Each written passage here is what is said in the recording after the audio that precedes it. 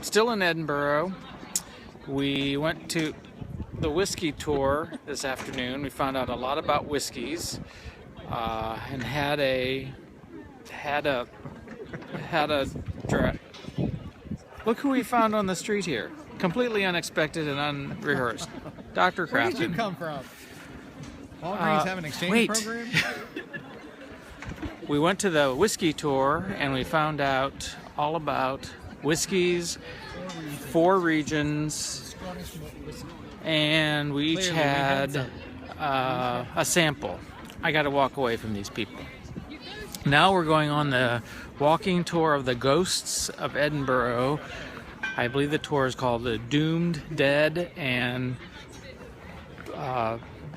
Dungeon something. I don't know. It's some walking tour about ghosts. Edinburgh has turned out to be one of my favorite cities. It is delightful. It's historic. It is charming. I love the weather. What else can I say about it? People are friendly.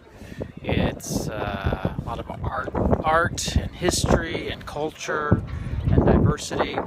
It's been just a terrific 2 days here in Edinburgh. Well, the tour is about to start, so I'm going to push the button. Excuse me. Bye.